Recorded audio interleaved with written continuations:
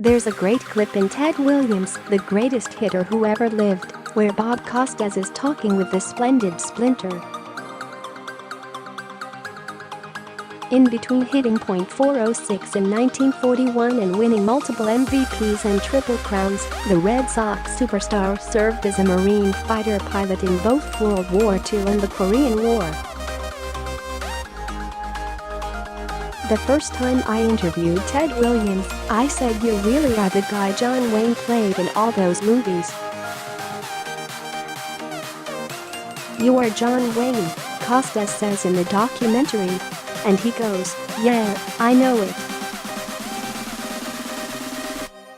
That segment is just one of several great clips that will be in tonight's documentary, 9 p.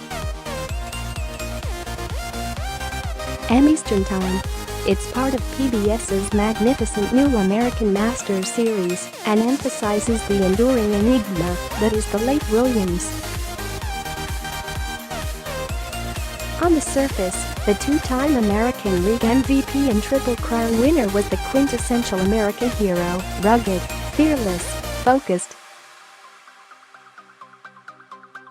Williams was a genuine war hero, wrestling his flaming, shot-up fighter plane to a crash landing during one of his 39 combat missions over Korea. He served as wingman to future NASA hero John Glenn.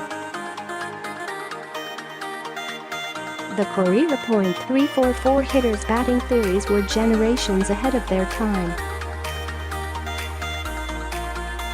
He used slider bats to increase swing speed. He advocated hitting the ball on an upwards angle. Today's power-hitting MLB stars like Aaron Judge owe a debt to Williams. Reds slugger Joey Votto ranks him, and Babe Ruth as 1 and 1A. Former Red Sox star Wade Boggs flatly calls Williams the greatest hitter ever. Not even an argument, Boggs says. On the other hand, Williams was often prideful, petty and selfish.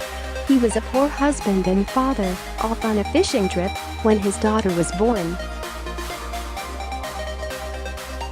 He was permanently embittered about losing nearly 5 seasons in the prime of his career to military service, even reaching out to a young Boston politician named Jon F. Kennedy for help. The 19-time All-Star feuded with the Boston baseball press that alternately loved and loathed him.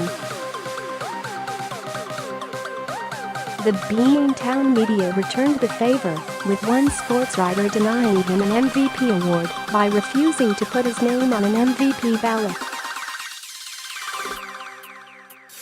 Williams was a stubborn spoilsport who famously refused to tip his cap to the Fenway Park faithful who adored him at a time when Boston was not exactly Titletown USA. It's all explored in tonight's documentary, ably narrated by actor Jon Hamm. Fellow Red Sox legend David "Big Papi" Ortiz served as one of the producers. The documentary tells the story of Williams' lonely, latchkey childhood in San Diego. His poor parents mostly neglected him until the time came to cash in on his signing bonus.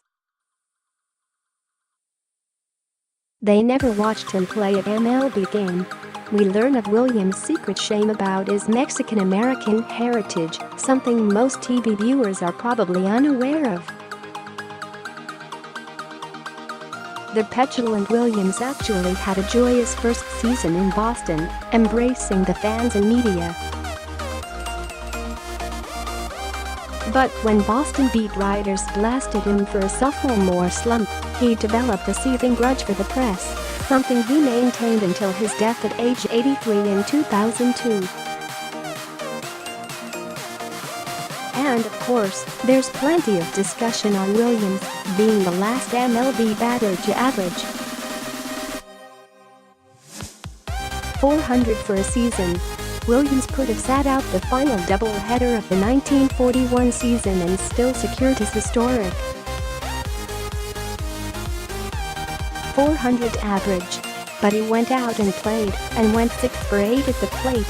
He wanted to earn it, notes the great announcer Dick Enberg.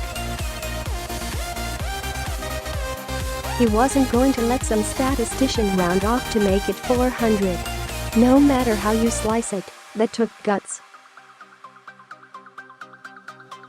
How can you not love the irascible Williams for that?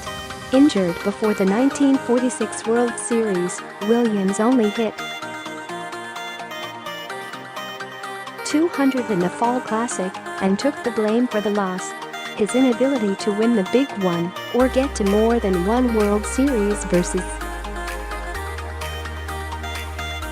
rival Joe DiMaggio's dynastic Yankees haunted him. Then there was Williams' legendary swing, often compared to a work of art. Smooth yet ferocious, the tall, slender Williams uncoiled on pitches like an anaconda. The atmospherics in Fenway changed when Williams stalked to home plate, notes the doc. Urban legends grew about his batting eye. He was said to be able to see the stitches on a spinning baseball. When the Navy tested his eyesight, it was 2015. Watching sports heroes age from youthful phenom to fading stars, how many American kids learn about mortality, notes the doc. Williams was a perfect example, a macho, flawed but genuine hero. One of his best moments came at his Hall of Fame ceremony, when he said African-American baseball legends such as Josh Gibson and Satchel Paige should be included. They were. The reviews for this documentary have been off the charts, noted Sports Business Daily. It's must-see, much like Williams himself was.